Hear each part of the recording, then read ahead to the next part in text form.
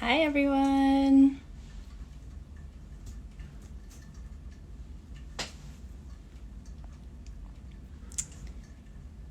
Hey. Thanks, Yasmin. All right, let me wait a couple more seconds, more people to join.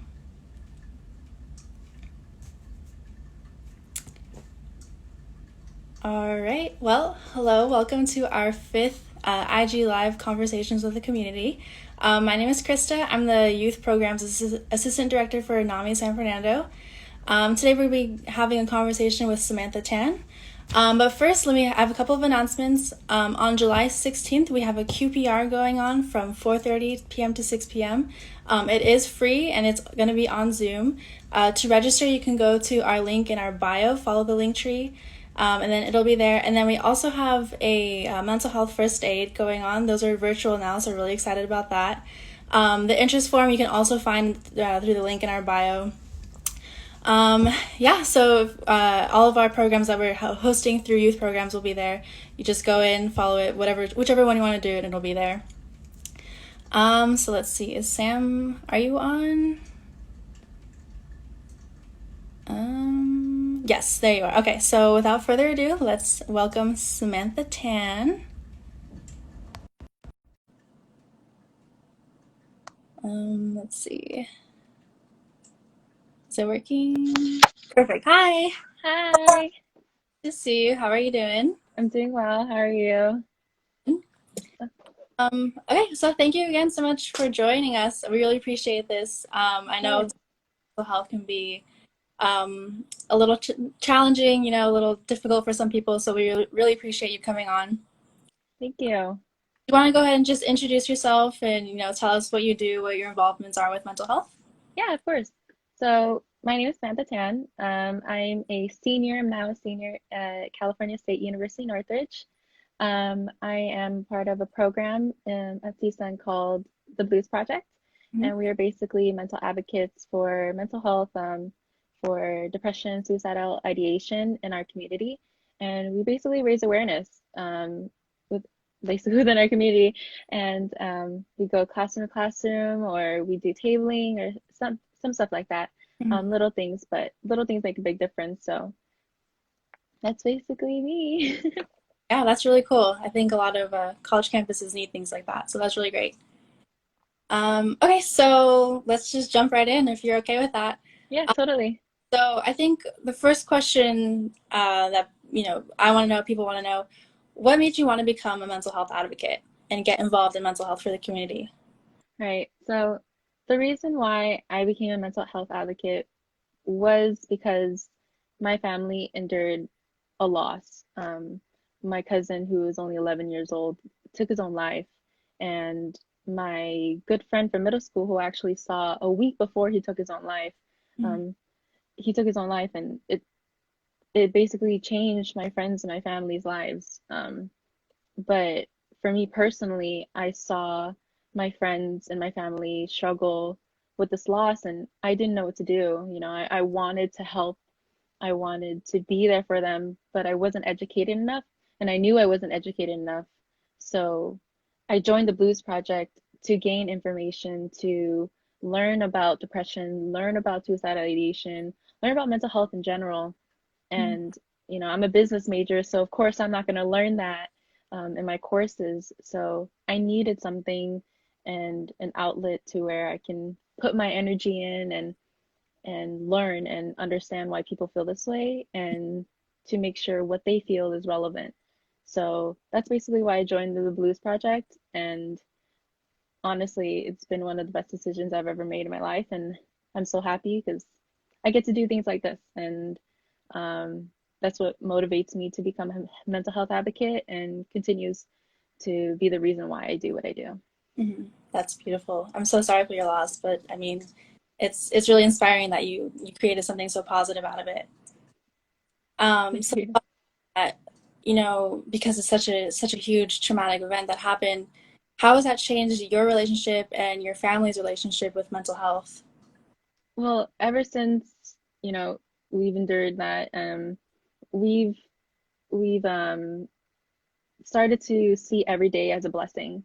Mhm. And we noticed that, anything can happen, especially to our family. And so, you know, we realized that we don't want this. Obviously, we can't control what's going to happen, or, life's going to be life. And we just take every day as a blessing. And what what I've seen is amazing is that our family communicates more. Mhm. With my immediate family, I'm more close to my parents than I've ever been in my life. And that's because I'm more open and I'm more vulnerable to them. And I know I'm more close with my cousins, I'm more close with my aunts, my uncles. And it's because we cherish each other a little bit more because, the next day, we really never know what's going to happen. Mhm. And so we spend more time with each other and we communicate more. And I know, like, sometimes my family will tell my mom and dad, or the news gets around to my parents, and my parents, I love when they do this, but they say, Sam has this thing that she does at CSUN, and do you want her to reach out to so and so? And I would be more than happy to. And I'm glad that I'm that person, and I want to encourage anyone else who's watching to be that person in their family, because not all families have that.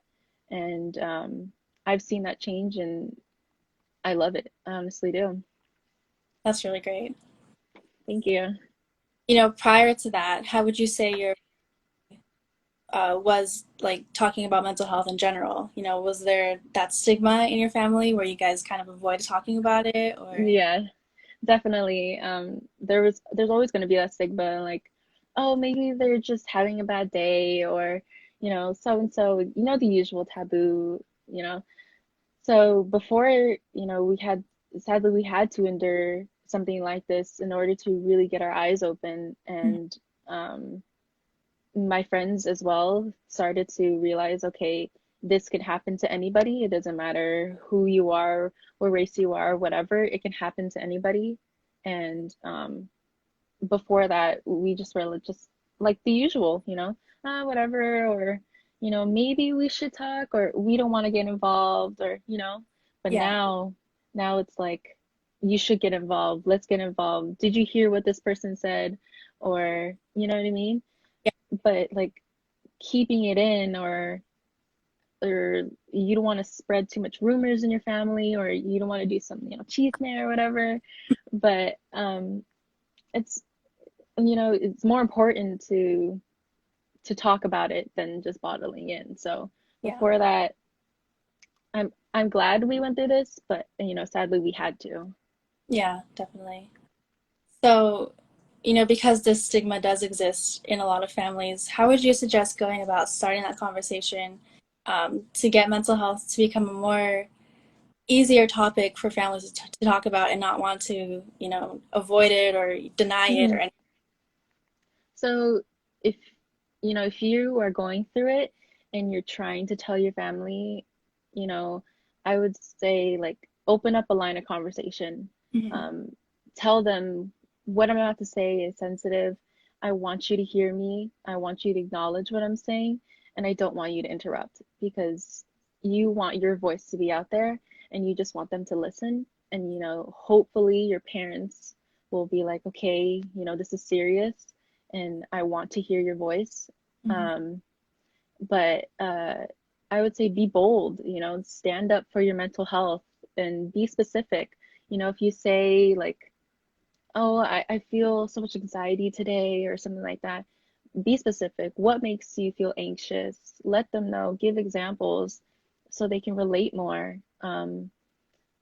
Another good tip that I can say is what I learned from the Kevin Hines video is to write a letter. He said write a letter that is able for you to get your point across without them, interrupting. And I I think that's an amazing idea. But if it's vice versa and you see your family having a little bit of struggle, and you don't want to get involved, I suggest that you should, get involved. If you see they're having a hard time, let them know that you're there for them and you're there with open ears. You don't have to basically push towards them to like say something, or I want to hear your voice. No, like Yeah. let them come at their pace. You know what Hmm. I mean? Yeah, definitely. And so, oh, my phone almost fell. And yeah, yeah. Yeah, very good. I definitely agree with you.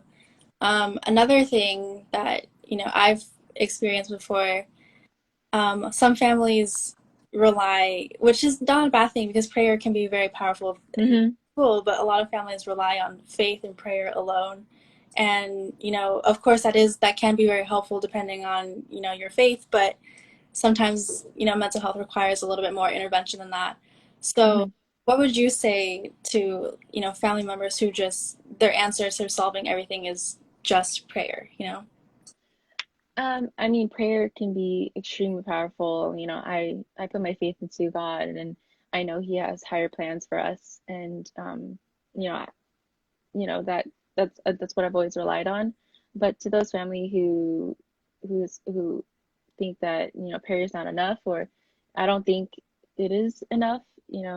There's statistics in mental health and getting educated Mhm. and really hearing other people's stories. That's what I also learned from Kevin Hines, is to listen to other people's stories, because your story can resonate with someone else, or you may learn something from someone else's story. So I think, besides relying on prayer, hear from actual experiences from actual people. That's why I love that NAMI's doing this, is because, I get to put my story out there, and hopefully someone could resonate with me.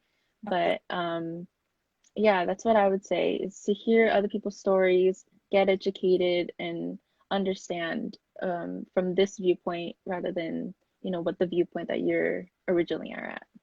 Yeah, I agree. Yeah, education is definitely a very powerful tool. Hmm.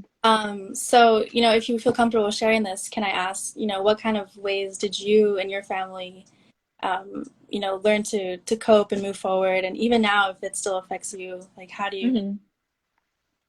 Well, right now with quarantine, we have no choice but to communicate with each other. Mhm. Um, and I think communication is extremely key with any relationship, with your boyfriend, girlfriend, or girlfriend, girlfriend, or boyfriend, boyfriend, uh, or with your family members, or whatever. Communication is key. So, having that line of communication is super important. But for me personally, since we are sort of stuck together, my my mom and dad will make fun of me because of this, but I go to sleep really late and I wake up really late. But it's because I love that quality time alone, where no one is sort of coming into my room. There's peace and quiet. I can, do my skincare. I can do whatever I want, in silence and in peace. And I think it gives me a chance to sort of be lazy. And that's really helped me personally, because I think everybody sort of needs that space where they can just focus on themselves. So I think having that space where I can just do whatever I want, has helped me. Mhm. But with my family personally, you know, we had that communication. We've grown to be stronger. Um, and so that's how we are sort of coping this quarantine and taking it day by day. But yeah, Yeah, very good. Yeah, especially now more than ever when things are just very out of the ordinary. yeah. It's important that we all definitely communicate with each other because Hmm. it's very stressful. Very. Yeah. So, kind of going back to the education part of this conversation, in terms of educating the community, other than platforms like Instagram Live or, even just sharing, or, actually, yeah, sharing your story, what are other ways you think we can just get this out there more and, teach the community to stop stigmatizing mental health and being okay with talking about it more? I think, it starts with yourself. Hmm. Um, you know, finding that strength in yourself to tell your story. When I first joined the Blues Project, I was really scared that, I'm talking about a sensitive topic and I don't know what to say. And, Obviously I got educated, and IG and social media is such a huge platform where you can share your story, but talking with other people face to face can be very powerful as well. Mhm. You can share your story and you can post all you want, but talking with someone and really hearing their story face to face, I think is extremely powerful. Um, so I think that's another way. You can start within your community, like college, like what I'm doing, Mhm. like going to classroom, and we've been through so many presentations where the classroom is like dead, or the mood is really low, and um but if I can get one person's attention and they can take away like one thing, then I've done my job. I've done what my work is all about. So actually saying your story to actual people rather than uh posting about it and stuff like that, which I think is 100% great and amazing and extremely powerful as well. But I find it more helpful if I get to speak to someone and see their reaction, see their emotion. Um, it is helpful for me. That's just in my opinion. Yeah, no, I definitely agree. So then, not everyone feels comfortable sharing their story. Mhm. It can be very sensitive, very triggering for people. What would you say, is the best way to build that confidence and build that courage to go ahead and just start sharing it, even if it's like a little bit at a time, 1% at a time? Mhm. What do you think is the best way to go about that? Um, well, first you have to put yourself first. You have to realize that your mental health comes first, and only you and only in yourself you have to find the strength to get your story out there. Not everybody has that strength, and it's totally fine. Mhm. Um, but like you said, if you share it to like one person, that support, from one person can really like make a wave. Um, and having support, and whether it's your family member or your friend, can boost yourself to tell another or tell another or tell another. And but basically looking into yourself, and if you're not ready, then you're not ready. And it's your choice and solely your choice to tell your story. No one is pushing you to speak out. Mhm. It took me forever to find strength and find worth in myself, um, because I had to go through a turmoil, and I felt uncomfortable telling my story, but hearing other stories, especially from the Blues Project, I got Mhm. to connect with other people. I got to learn from people who are actually going through depression, or who've been diagnosed with anxiety, or you know what I mean? And hearing them and seeing their strength gave me strength. And Mhm. you don't like I said, you don't have to go at other people's pace. Go at your pace. If you feel like you're not ready, then you're not ready. Absolutely. um so yeah. Yeah, very good. You mentioned something that stuck out to me is, sometimes it does take a while to find your strength and find your knowing that you do have worth. I would say, even with me, I think it's a very personal battle as well. It's just kind of always going to be ongoing.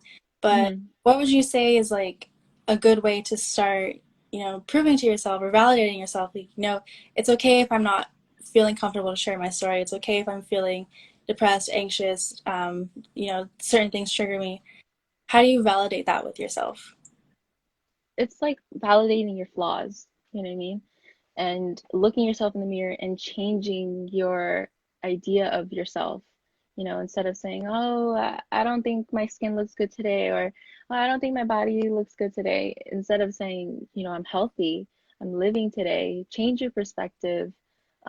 Look at things a little bit different and understand, you do have worth. And like I said, it takes a long time to find that, but like I said, it starts off with yourself, and changing your perspective is huge because your idea of yourself, your confidence, radiates for other people.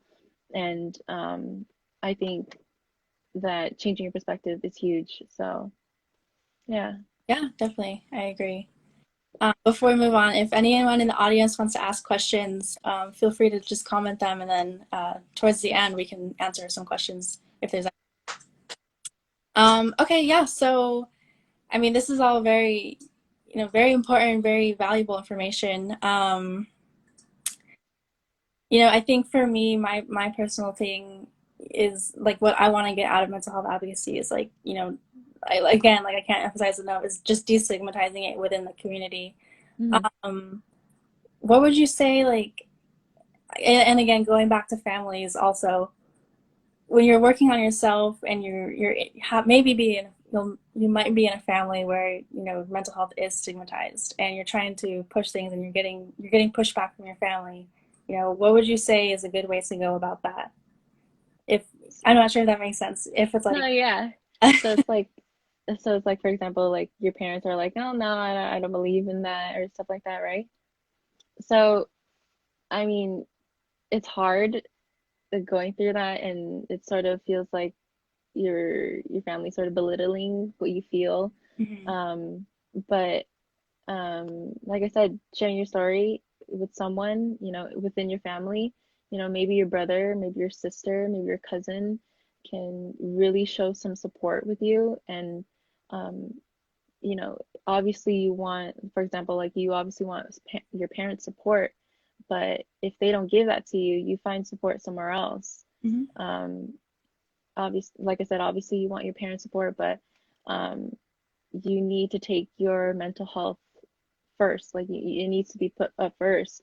So maybe going to someone else first would probably be my advice. Um, yeah, it's really hard. It's a hard topic, especially when family and culture is involved, and um, you can't really do much, especially in the Asian culture. You want to respect your parents, and you don't want to disappoint them, and well, with any culture, but from what I've seen from being an Asian American.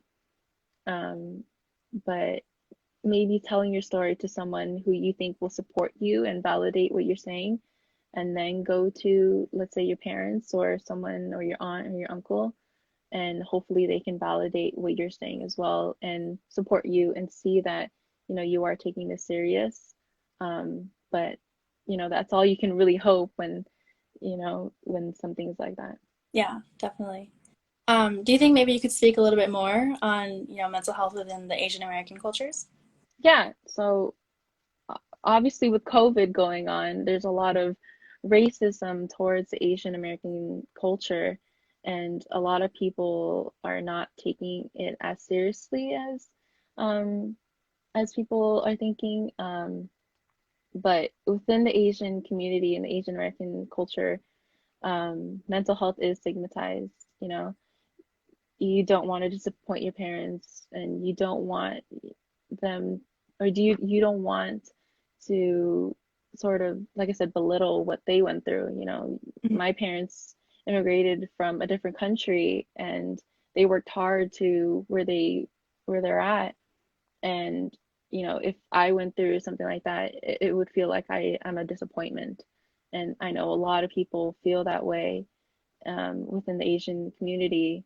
And so going about that is hard. But from what I learned from Kevin Hines' story, like, Yasmin shared her story and showed videos to her parents. And that was just like one step.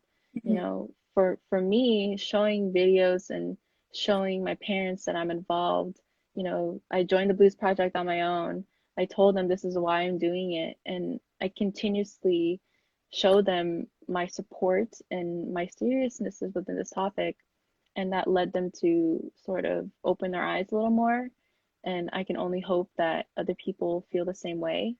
Um, but yeah, of Yeah, I that's great. Thank you. course. Okay, let's maybe spend the last couple of minutes just answering some questions. We Mhm. have questions, but if anyone else has any other questions, please feel free to comment them, and we'll get to them. And Usman said, support and help seeking are so important, often a barrier to mental health and emotional well-being. Thank you for being here and sharing. Thank Definitely. you for having me. Let's see. Okay, so we have a question. How do you see yourself harnessing your passion for mental health awareness in the future after college? So after oh, that's it got real because I am a senior and I have to start thinking about that side of myself. But um, I will always take away what I've learned from the Blues Project and from what I've learned from what I learned basically. And um, I for myself, I've seen my friends come up to me and say, I'm having a hard time, and I want you to listen, and I feel like you're the only person that I feel like I can listen to, Mhm. and I feel so validated that people can you see? Yeah, I feel so I feel so validated with that, and I will never continue to stop uh, raising awareness for mental health, mhm. even after college, because this has changed my whole life. And I, and after college, I don't know, I haven't really started thinking after life after college, Yeah, but I know that this has changed my life, and I'll never stop advocating for mental health. And I will continue to raise awareness in my community, even if it is through social media. Um, but yeah. yeah, that's incredible. Thank you. On behalf of the community, thank you. Thank you. Okay, then another question is, what is something you learned about yourself through the Blues Project? Oh my God. Is that yes? Yeah, it's Yasmin. Uh, so through the Blues Project, I learned that, other people's stories can give you strength. Like I said way back, I said that, I learned from other people who had depression or other people who had anxiety, and Mhm. um, I learned from them because they found their own strength, and that gave me so much strength. But through the Blues Project, I see how much of an impact I'm making in my community, even if it is small. We have this event called Free Hugs Day, and I remember, I'll never forget this. I remember one day I was doing the free hugs, and it's basically where we just open our arms, and whoever wants to give us a hug can give us a hug. And I remember this one person came up to me, gave me a hug, and whispered in my ear, "Thank you. I really needed that." Mhm. And it just showed me how much I'm making an impact, and no no thing that I'm doing is too small. Um, and Through the Blues Project, I learned and saw how many people needed that hug, and need that support. And so that's what I learned through the Blues Project, is that what you're doing is not small. What you're doing is an impact in your community, and I should continue to do this. Absolutely. Yeah, thank you again so much for doing this. Yeah, I think it's important for people to remember that, you never know what other people are going to, Mm-hmm. you never know who needs something as simple as a hug to make them feel better. So Mm-hmm. things like that, what you do with the Blues Project is really great. I'm so thankful for the Blues Project and Yasmin. Yeah, yes, yes. Shout out to Yasmin. We love you. Let's see. Any other questions? Oh, we have one comment. I have always dealt with anxiety very high level, and it is a very scary thing to deal with. Back in the day, in the 70s, you don't talk about it because people would label you as a weak person. Mm-hmm. And that's, kind of what we're trying to do here. Definitely just breaking that stigma of, just because you have mental health doesn't mean you're weak. You're not a weak person. Exactly. It's important to, Especially with males, definitely, there's that stigma that, like, if I speak up, I seem as weak. No, you are not weak. Your story and who you are is strong, and you should believe that. And um, no decision, no nothing is ever weak. It takes a lot of strength to show your story, and a lot of courage to speak up. So, yeah. absolutely. And then, like you said, even the smallest thing has a huge impact. Mm-hmm. Mm-hmm. Let's see, we have a couple more. I think we have time for maybe one or two more questions. Let's see. Looking back, what is something you tell yourself as a first year student in college? Looking back, and telling myself as a freshman, I would say that you're going to struggle. and it's going to be hard. And um, you, in years or 4 years time, you're going to look back and say, you know, I had to go through what I had to go through to be who I am. And it's okay to struggle a little bit. You know, when you're at your lowest point, you find so much strength in yourself, and you can only go up from there. Um, and so, what I would as tell myself as a freshman is that struggle is okay, and it's okay to cry. It's okay to feel what you feel. What you're feeling, it's validating and it's relevant. And to keep going, you know, there's a brighter day. And I feel like this is what people are feeling right now, especially in this quarantine. Yeah. It's hard and there's a lot of negativity going around, but remain positive and understand that in years time you will look back and you'll learn, and um, you'll maybe even laugh at it. So yeah, that's what I would say to my freshman self. I wish I can go back to freshman year, but I can't. But now you know, and you can definitely share what you've learned with others, which is, just as important. So thank you. All right, we are a little bit over. I do want to thank everyone for commenting and supporting. Sharacine, thank you so much for, sharing your your personal experience. We appreciate that. Thank you, Cope399. Thank you, Carla. April, thank you. Okay, so again, we reached our time limit. I wish we can keep going, but unfortunately, the end. Thank you so much for coming on here and talking with us. So important, so beautiful. We love that, you were willing to share with us some pretty intimate details about yourself. So we appreciate it. Um, yeah, well, thank you again, and we'll talk. Thank you for having me. All right, bye everyone. Thanks for watching. Thank you. Bye.